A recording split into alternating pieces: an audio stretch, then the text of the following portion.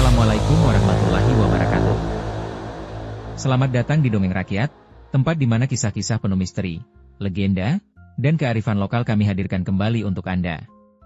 Pada episode kali ini, kami akan membawakan sebuah kisah horor yang terjadi di Tanah Tapal Kuda, tentang seorang pemuda dari Sumeneb yang merantau ke Jember untuk berjualan bakso.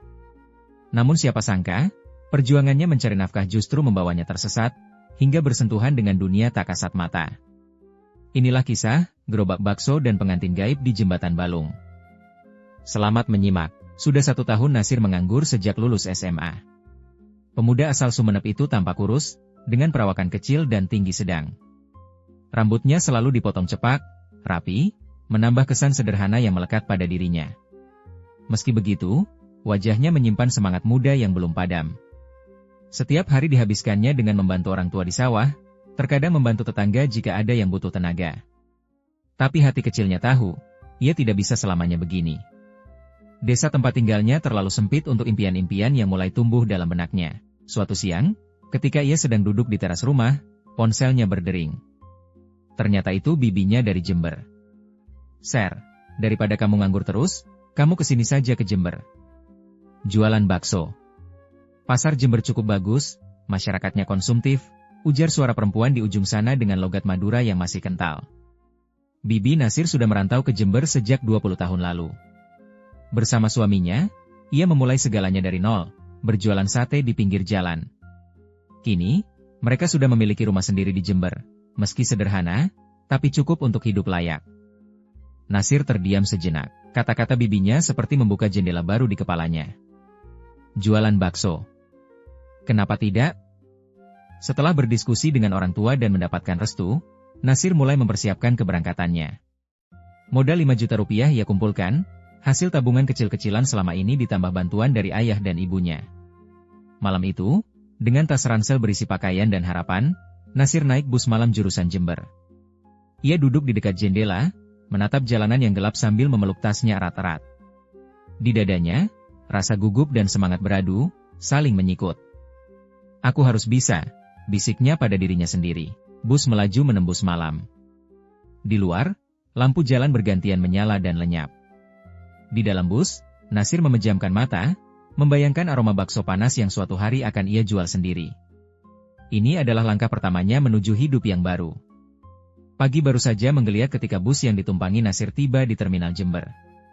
Di antara hiruk-pikuk penumpang dan para sopir angkot yang menawarkan jasa, Nasir melihat sosok perempuan paruh baya melambaikan tangan ke arahnya.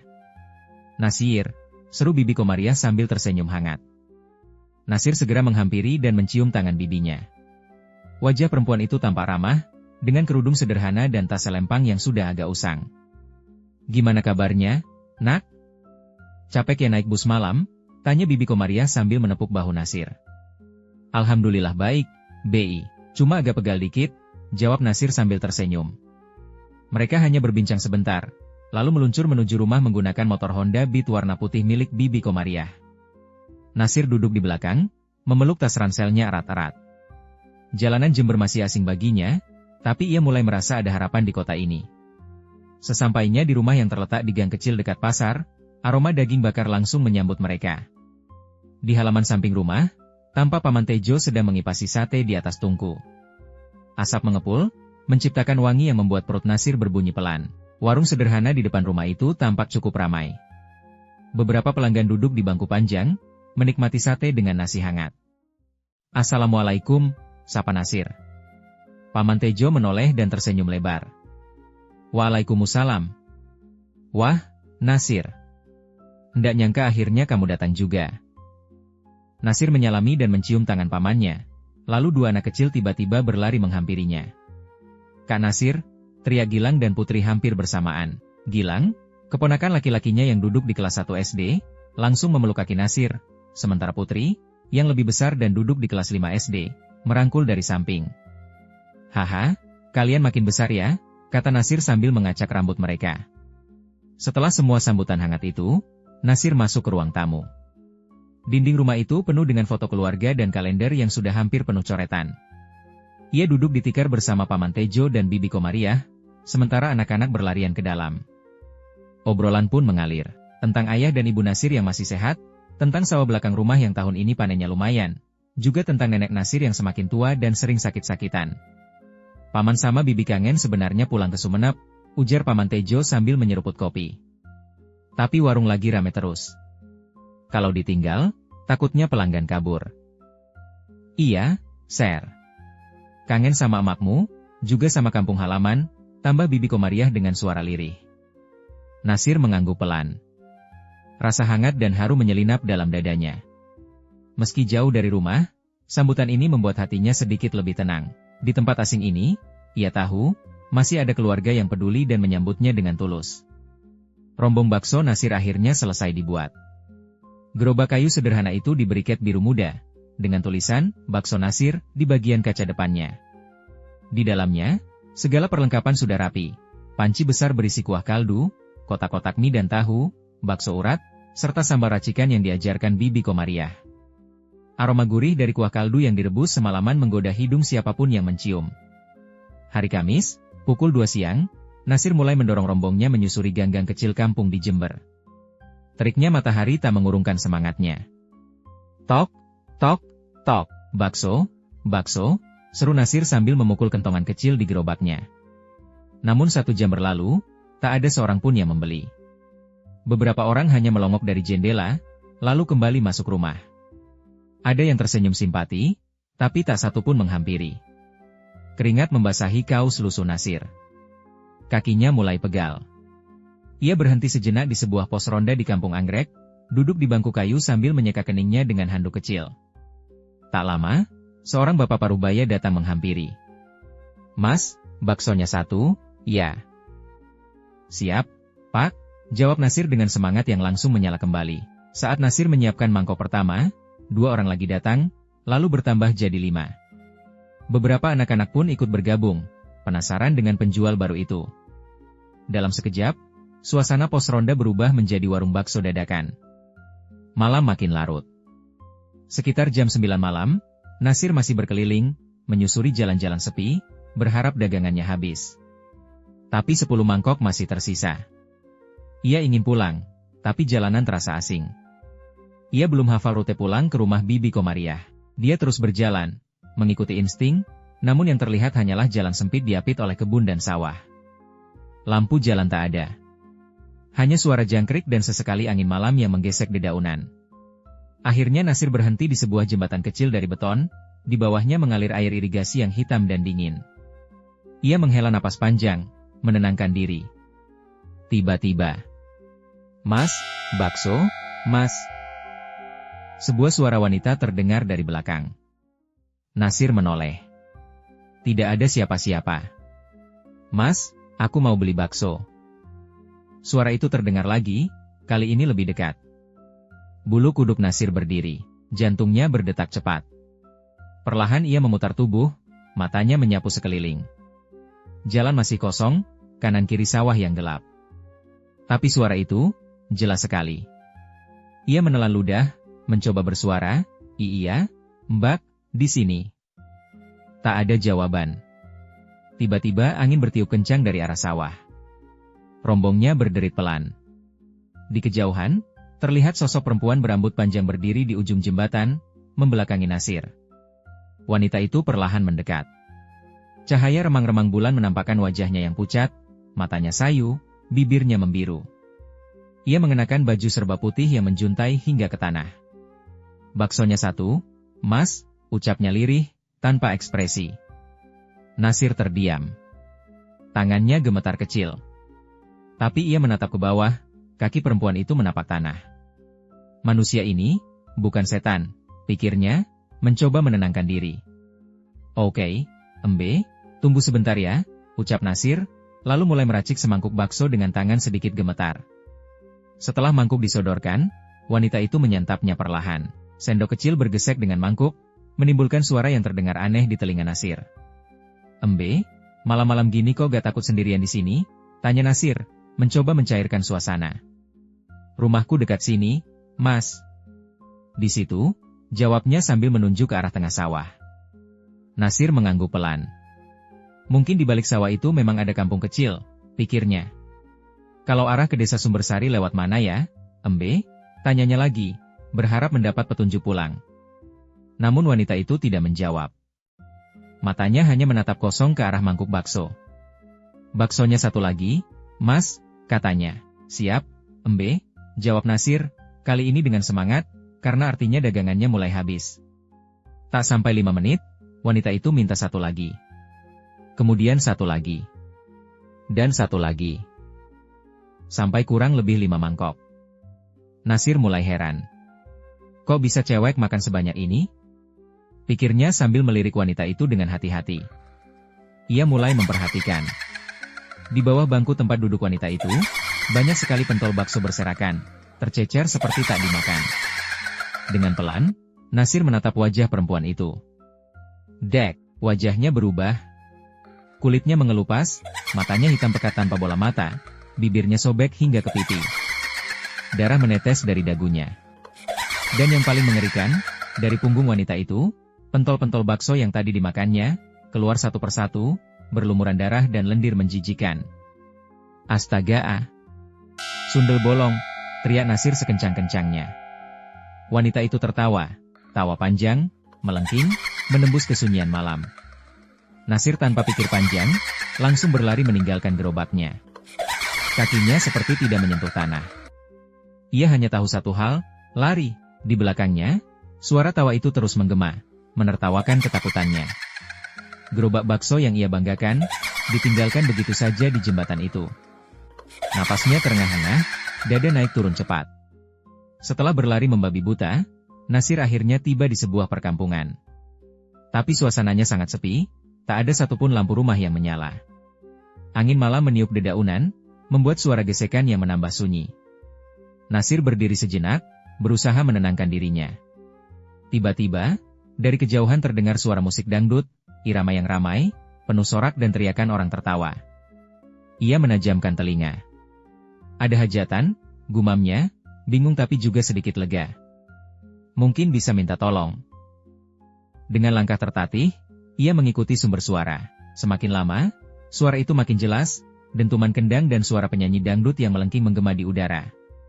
Setelah melewati jalan setapak dan deretan pohon pisang, Nasir tiba di sebuah lapangan luas yang diterangi lampu warna-warni. Di sana, ratusan orang berkumpul, pria, wanita, tua, muda, semua tampak bersorak dan berjoget. Bau makanan, asap rokok, dan parfum menyatu di udara. Panggung besar berdiri megah di tengah lapang, dihias dengan bunga-bunga dan tirai mencolok. Namun sesuatu terasa aneh. Begitu Nasir tiba di tepi kerumunan, musik tiba-tiba berhenti. Semua orang yang sedang berjoget serempak berhenti. Mata mereka, puluhan, ratusan pasang mata, langsung menatap ke arah Nasir. Tatapan itu kosong, dingin, menyeramkan. Jantung Nasir berdegup kencang. Ia ingin mundur, tapi kakinya seolah menancap di tanah. Tiba-tiba, dari atas panggung, seorang MC berbaju glamor memegang mikrofon dan berseru lantang. Selamat datang, Bapak Nasir. Silakan ke depan, ke atas panggung. Suara tepuk tangan menggema, tapi anehnya, tepuk tangan itu terdengar seperti pukulan kayu ke batu. Kaku. Mati. Tidak wajar. Nasir ingin menolak. Mulutnya ingin bersuara, tapi tubuhnya bergerak sendiri, seperti terhipnotis. Kakinya melangkah perlahan ke arah panggung, melewati barisan orang-orang yang terus menatapnya tanpa berkedip. Saat ia naik ke atas, lampu sorot menyorot wajahnya. Ia duduk di sebuah kursi besar berhias renda, seperti kursi pelaminan. Di sebelahnya, sudah duduk seorang perempuan cantik. Terlalu cantik. Kulitnya putih pucat, senyumnya lebar, matanya kosong. Acara apa ini? Tanya Nasir dalam hati. Tapi bibirnya tak bisa bersuara. MC kembali bicara, suaranya berat dan bergema aneh di seluruh lapangan. Pesta pernikahan telah tiba. Malam ini, Mas Nasir resmi menjadi suami dari ratu kami. Tepuk tangan kembali terdengar, tapi kini lebih seperti suara cakar-cakar, tawa yang menyakitkan telinga. Perempuan di sebelah Nasir menoleh perlahan, dan senyumannya melebar, terlalu lebar, hingga nyaris menyentuh telinga. Gimana, Pak Tejo? Sudah ketemu? Tanya Komariah cemas begitu suaminya memarkir Honda Beat putih di depan rumah. Belum, Bu. Tak pikir dia sudah pulang. Saya cari kemana-mana, dari Kampung Anggrek sampai ke arah selatan, tapi nggak ketemu juga. Komariah menarik napas panik. Wajahnya pucat. Sudah jam 1 pagi, Pak. Nasir belum juga pulang. Feeling saya nggak enak, apalagi saya telepon berkali-kali nggak diangkat. Belum sempat mereka berdiskusi lebih lanjut, dari luar terdengar suara teriakan tergesa-gesa. Pak Tejo. Pak Tejo, ternyata itu Bambang, tetangga depan rumah, yang tadi juga ikut bantu mencari Nasir. Ada apa, Bang? Tanya Pak Tejo cepat. Rombong bakso Nasir, ditemukan warga. Di dekat jembatan Balung Kulon. Ini barusan diposting di grup Facebook informasi warga Jember. Lihat ini. Bambang menunjukkan ponselnya. Di layar terlihat foto gerobak bakso Nasir yang terparkir miring di pinggir jembatan. Banyak pentol berserakan di tanah seperti tercecer begitu saja. Loh, kok bisa sejauh itu? Sahut Pak Tejo, terkejut. Balung Kulon tuh arah barat laut, Nasir kan gak pernah sampai sana. Terus Nasirnya bagaimana? Tanya Bu Komariah dengan suara gemetar. Di postingan itu katanya, cuma rombongnya aja yang ada. Penjualnya gak kelihatan. Pak Tejo langsung berdiri. Ayo, Bang. Kita ke sana sekarang juga. Tanpa buang waktu, mereka berdua berangkat dengan motor menuju jembatan Balung Kulon. Jalanan sunyi dan hanya disinari cahaya lampu motor, menambah kesan mencekam. Sesampainya di lokasi, waktu menunjukkan pukul 1.45 dini hari. Suasana sangat gelap. Di pinggir jembatan, benar saja, rombong bakso Nasir berdiri miring, sebagian tutup kacanya terbuka, dan puluhan pentol berserakan di tanah bercampur lumpur. Pak Tejo turun dari motor, langkahnya pelan dan hati-hati. Bambang menyalakan senter dari HP-nya, menyorot sekeliling. Nasir, teriak Pak Tejo. Nasir, kamu di mana? Tak ada jawaban. Yang terdengar hanya suara aliran air dari irigasi di bawah jembatan. Pak Tejo memeriksa gerobak bakso itu. Masih ada sisa kuah, sendok, dan beberapa mangkok kotor. Tapi tidak ada jejak darah atau kekerasan. Hanya hening dan hawa dingin yang menusuk tulang. Pak, suara Bambang bergetar. Lihat itu. Ia menunjuk ke arah semak-semak di tepi sawah. Ada bekas jejak kaki, satu garis panjang seperti jejak orang yang diseret. Menurut saya, kita cari warga sekitar sini dulu, Pak, kata Bambang sambil mengusap dahinya yang berkeringat. Minta bantuan barangkali ada yang lihat Nasir atau tahu arah kemana dia pergi. Mereka pun menyusuri jalan kampung dan akhirnya tiba di rumah Pak RT, seorang pria berperawakan besar dengan wajah tenang dan bijaksana. Begitu mendengar cerita dari Pak Tejo, Pak RT menghela napas berat. Ini bukan hal baru, Pak Tejo. Daerah jembatan Balung Kulon memang dikenal angker. Banyak yang sudah jadi korban. Bahkan ada yang katanya dibawa ke desa gaib. Pak Tejo menelan ludah. Terus gimana enaknya, Pak? Pak RT berpikir sejenak, lalu memanggil anak laki-lakinya, Jaka. Jak, tolong kumpulkan beberapa warga. Bilang ini soal darurat, ada yang hilang di sekitar jembatan Balung. Siap, Pak, sahut Jaka, langsung pergi. Sementara itu, Pak RT menatap Tejo dan Bambang. Ayo, kita ke rumah Ustadz Bara. Beliau orang yang biasa membantu warga kalau ada hal-hal seperti ini. Mereka bertiga naik motor menuju rumah Ustadz Bara yang berada di ujung kampung. Rumah kayu sederhana itu tampak masih menyala lampunya. Tanda sang Ustadz belum tidur. Assalamualaikum, ucap Pak RT sambil mengetuk pintu. Tak lama, Ustadz Bara membuka pintu. Pria berkain sarung dan berpeci putih itu menatap mereka dengan pandangan tajam tapi menenangkan. Waalaikumsalam. Ada apa malam-malam begini, Pak RT? Pak RT menceritakan dengan singkat kejadian yang menimpa Nasir, tentang gerobak bakso yang ditemukan tanpa tuannya, pentol berserakan, dan dugaan keterkaitan dengan sosok gaib di jembatan Balung. Ustadz Bara terdiam lama. Lalu matanya memejam sejenak seolah menerawang sesuatu. Ayo, katanya akhirnya, kita ke sana sekarang. Semoga belum terlambat. Puluhan warga berkumpul di sekitar jembatan Balung Kulon, masing-masing membawa senter dan obor. Di tengah gelap dan dinginnya malam, mereka menyusuri tepian jembatan dan semak-semak sambil berteriak, Nasir! Nasir, le konang enditu, le. Namun tak ada jawaban, Hanya suara malam dan gesekan daun tertiup angin. Wajah-wajah cemas terlihat di antara kerumunan, sementara Pak Tejo tampak gelisah, berharap keponakannya segera ditemukan. Di tengah jembatan, Ustadz Bara duduk bersila. Wajahnya tenang, matanya terpejam. Dari mulutnya mengalir ayat-ayat suci Al-Quran, menggema lembut namun terasa mengguncang suasana malam yang mencekam. Tiba-tiba, hihihihi. Suara tawa wanita terdengar nyaring, memecah kesunyian dan menghentikan langkah warga. Semua senter langsung diarahkan ke arah suara, dan mereka semua terkejut. Di atas pohon asem besar, berdiri sosok wanita dengan rambut panjang terurai, mengenakan kain putih kusam. Matanya merah menyala, tatapannya tajam menembus jantung mereka. "Bocah hewes dadinggonku," ucapnya dengan suara berat dan melengking. Beberapa warga mundur perlahan, ada yang gemetar, ada yang langsung mengucap istighfar. Pak Tejo terpaku, wajahnya pucat pasi. Namun Ustadz Bara perlahan berdiri. Tatapannya tajam, tubuhnya tegap. "Balekno, enduk," ucapnya lantang. "Bocah kui dudu soko alam MU. Balekno." Ustadz Bara kembali memejamkan mata, dan ayat-ayat suci kembali mengalir dari bibirnya. Suaranya semakin keras, menggema, seakan menembus dimensi lain. Sosok di atas pohon mulai gelisah. Tubuhnya bergoyang tak karuan, matanya melotot. Tapi lalu, hihihihihi. Ia tertawa keras sekali lagi, lalu dalam sekejap lenyap begitu saja ke dalam gelapnya malam. Warga terdiam. Hening. Suara jangkrik pun tak terdengar. Nasir duduk kaku di atas panggung. Di sebelahnya, sosok wanita yang semula tampak cantik ini perlahan berubah. Wajahnya menjadi pucat kelabu, senyumnya melebar tidak wajar, dan matanya kosong menatap Nasir tanpa berkedip. Nasir ingin berteriak. Ingin lari. Tapi, mulutnya seperti terkunci. Suaranya tertahan di tenggorokan.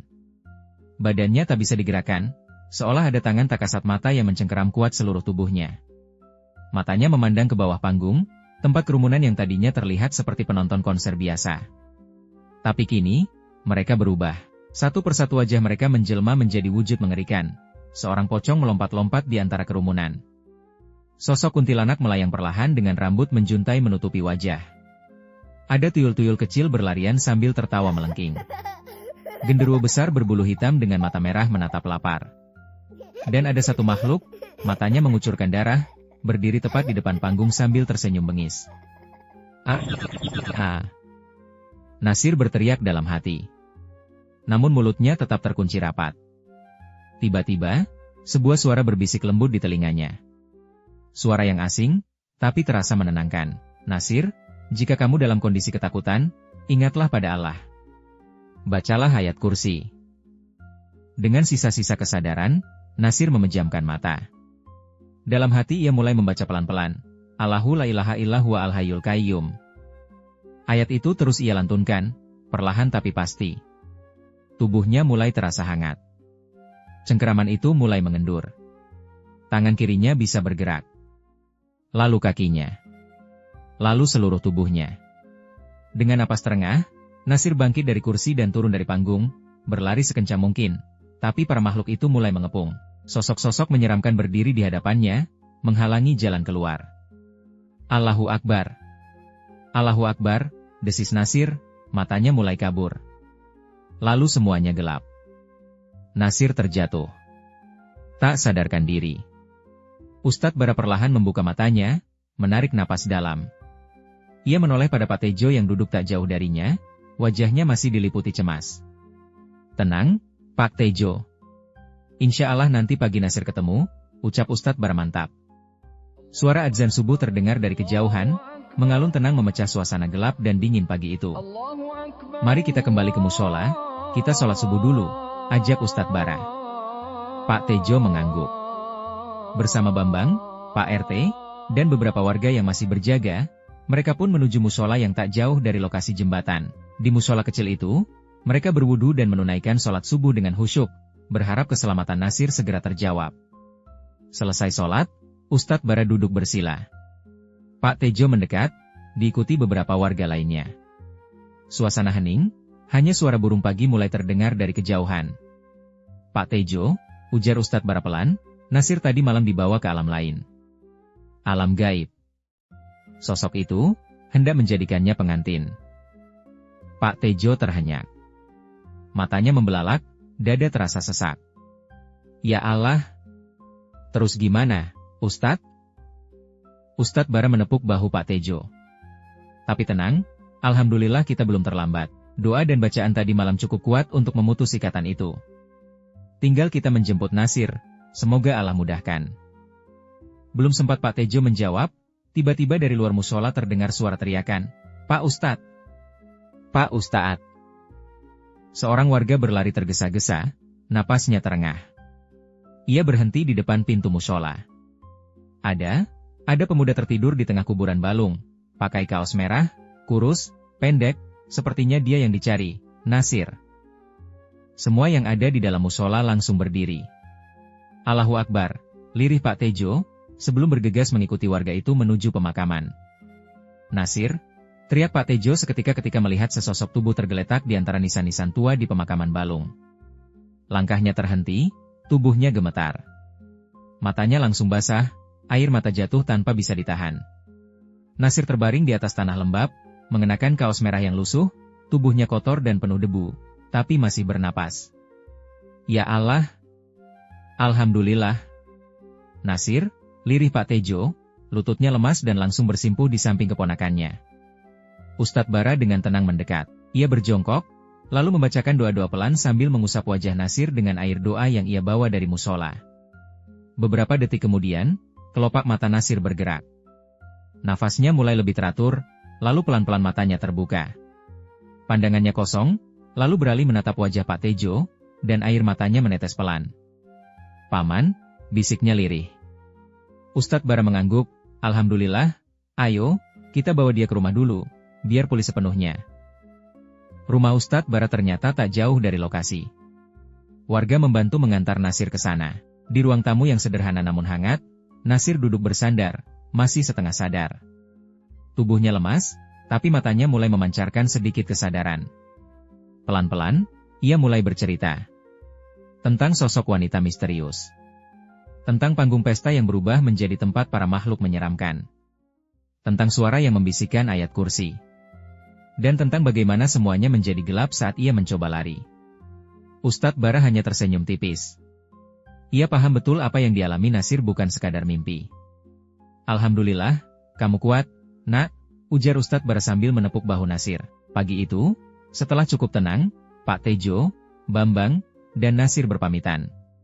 Terima kasih banyak, Ustadz, tanpa bantuan panjenengan, mungkin saya tidak akan bertemu Nasir lagi, ucap Pak Tejo sambil menunduk haru. Saya hanya perantara, Pak. Semua karena izin Allah, jawab Ustadz Bara lembut.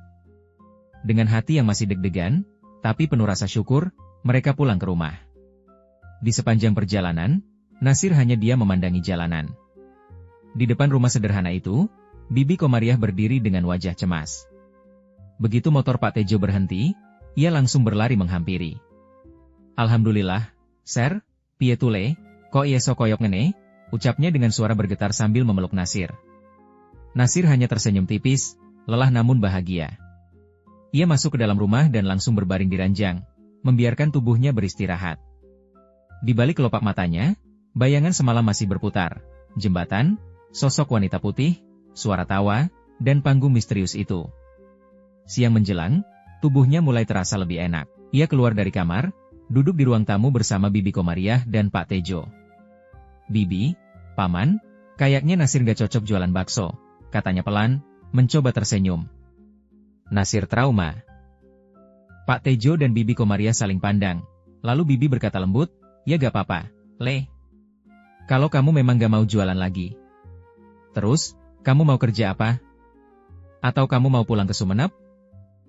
Belum sempat Nasir menjawab, ponselnya berdering. Nama yang muncul di layar, Fafan, teman lamanya dari Sumenep. Halo, Ser. Gimana kabarmu? Kamu sekarang di mana? Kamu mau gak kerja sama aku? Aku lagi butuh sopir pribadi. Nasir terdiam sejenak. Lalu senyumnya mengembang. Insya Allah, Fan. Mungkin ini jalan baruku. Dari kisah ini kita belajar, bahwa dunia ini bukan hanya milik manusia saja. Maka, kemanapun langkah kita pergi, jangan lupa untuk selalu berdoa, mohon perlindungan kepada Allah. Dan yang paling penting, jangan pernah tinggalkan sholat dalam kondisi apapun, karena itu adalah penjaga kita dari hal-hal yang tak terlihat. Terima kasih sudah menyimak cerita di Dongeng Rakyat. Sampai jumpa di kisah berikutnya. Wassalamualaikum warahmatullahi wabarakatuh.